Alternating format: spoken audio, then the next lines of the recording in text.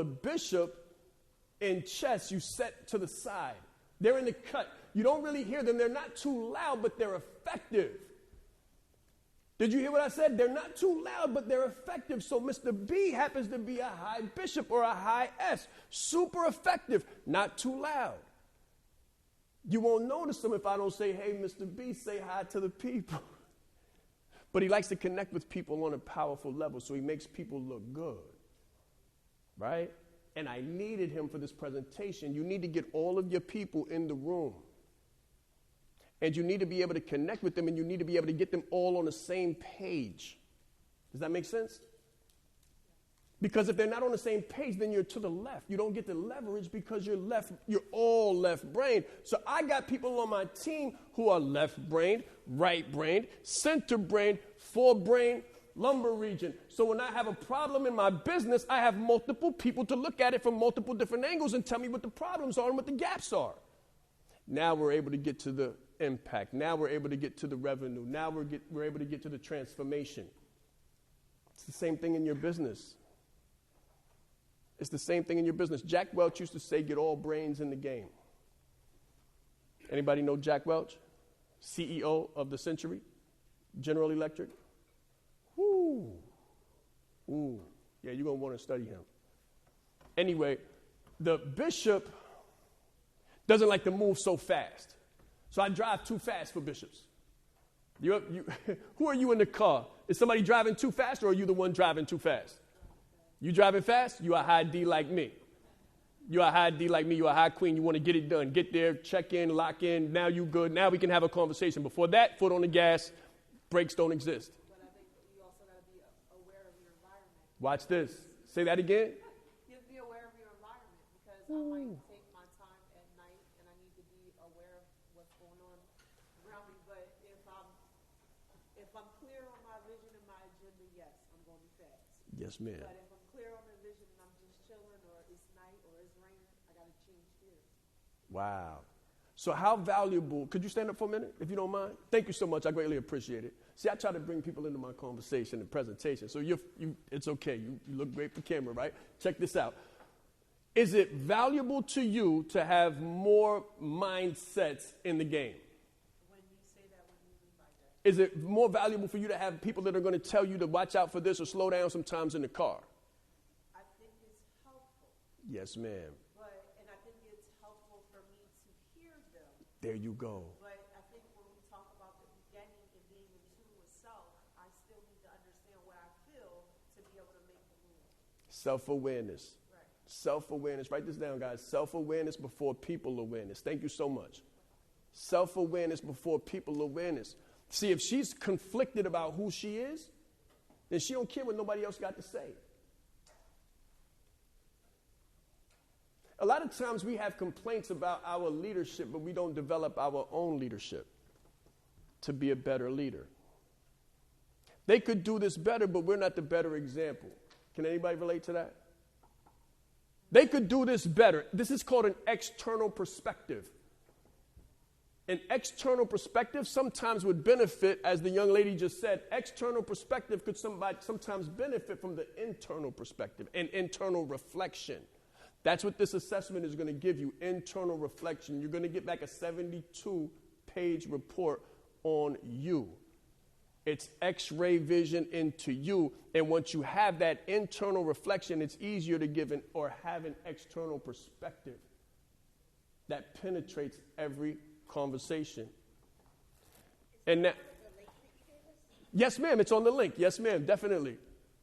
It's on the link. So it's going to take you to what we call the leadership chess test. And you'll be able to build your leadership as well as coach other people to build theirs as well. It's easy for you to see gaps in yourself and other people. Yourself first, because that's what it is. It's a personality assessment to let you know why you jump to the gun and kind of rush to the, you understand? Why you do things in haste, or who here suffers from procrastination? Uh-oh, hands went extra high. Okay, so watch this. This is the king. The king, now, this is beautiful because the king doesn't move unless it has to in chess. You already know that, right? But I was playing my father-in-law. not too long ago, and he got me. And he got me with the king. And one of the things he says is, kings have swords too. I said, ooh, yeah, kings have swords too. A language only chess lovers would know, right? But what that means is that the C is the most powerful piece on the board. When I say they're the most powerful piece on the board, everybody that raised your hand, you're in good company. Warren Buffett, Jeff Bezos, yeah, Steve Gates. Well, Bill Gates and Steve Jobs, all high C's. You think that's a coincidence? I don't believe in such things. They are the ones you go to with the spreadsheets, the facts, the figures, and the numbers. So you guys are super powerful in the room, but watch this. Do people sometimes bother you? The high C's that raise their hands, do people sometimes, like, they're not really like sometimes they can be like kryptonite, right? Huh? Yeah, if they don't move the right way, they can become kryptonite, right or wrong, brother. Could you stand up for a minute? Let me ask you one question. Yes, sir, you. Yes, sir. Definitely. One more time. Thank you so much. I greatly appreciate it. I'm not going to call on nobody else, so you're safe. Okay. Tell me, brother, why are people sometimes kryptonite for you?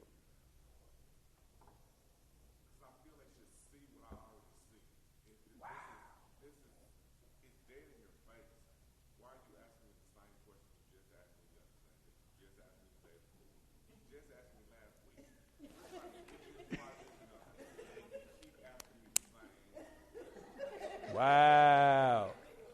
Now watch this. That's a high C perspective, but have you ever thought about this, or could this possibly be the fact that the person that you're speaking to is a high I and they just want to talk to you? Yes, and I do that. Yes, sir. Okay. After a while, it gets draining. So the high D, high C have a lot in common, so I understand you. Thank you, brother. Thank you so much for that. That's why sometimes I'll come in, make sure stuff is right, and then get up out of here, because it's draining. I literally promise you, like, when we connect with people, don't you, like by lunchtime, are you ready to eat? Yeah, by lunchtime you're ready to eat, because you got to re-strengthen yourself because you're giving all day. And, and like on weekends, sometimes I just disconnect from everything. Wow.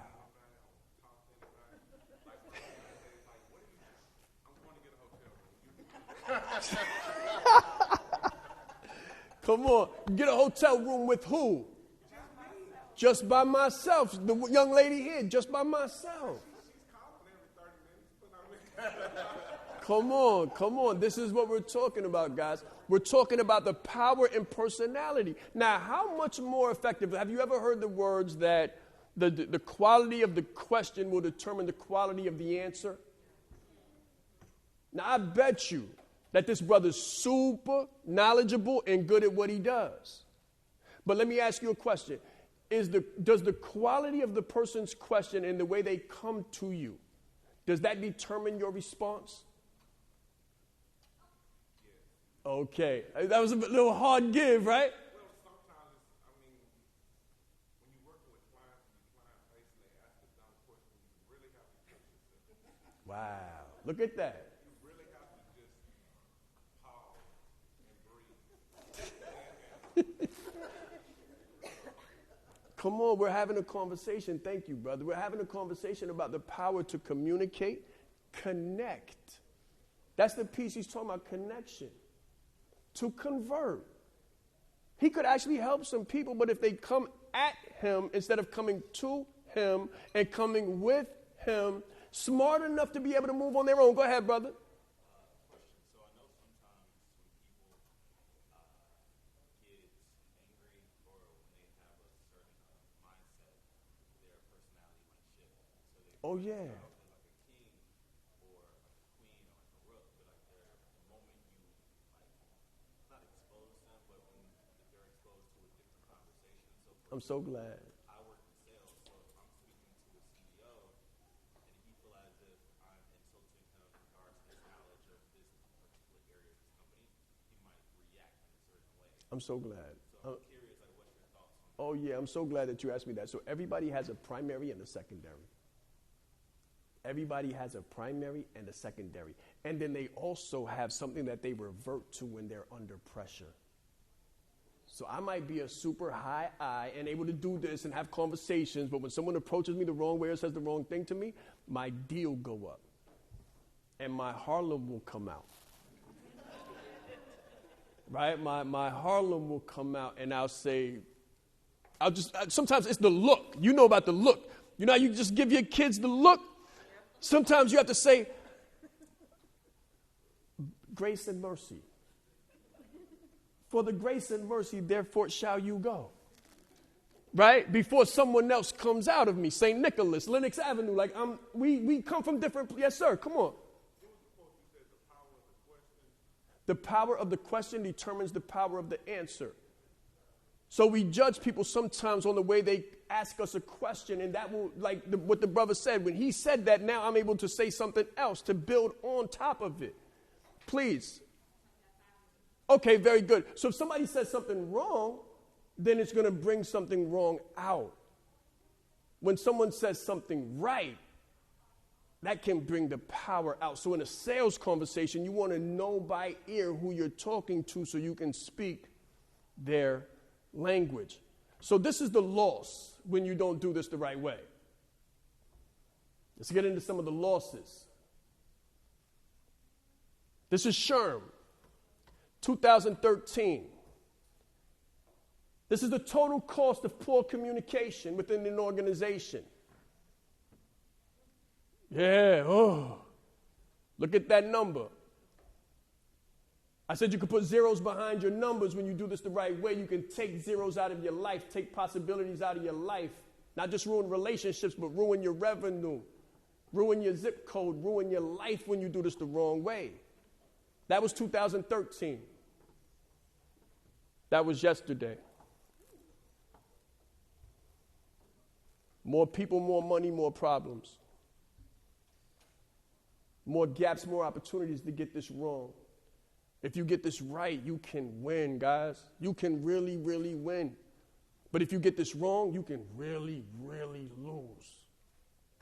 You can really lose bad. Not just the revenue, but the relationships, everything.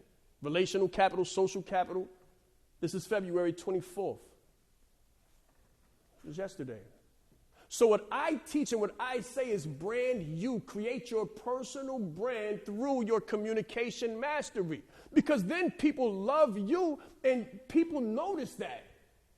Why did she just came in here? Why is everybody running to her? Why is she the real leader and all of the leaders gather around her when there's a decision to be made? Hold on, I got to promote that person. Right? I got to promote that person. They're what they call the fast track. They're on the fast track. So brand you, build your personal brand with the assessment that I just gave you, which is going to give you the competency so you can have the confidence. Confidence comes from competence. Competence is what you're going to get through that assessment, and you're going to be able to build your personal brand through communication mastery. Now I'm going to end with this one last quote by Jack Welch, who was the CEO of the century. No one has upset him. He tripled, quadrupled, and then 20 times GE in the time that he was there. 20 times. People and revenue. He said, number one, cash is king. Number two, communication. And then number three, that's his high D. He said, buy or bury the competition. If you take anything away, please take this away. Everyone has a style and preference in which they like to be communicated through.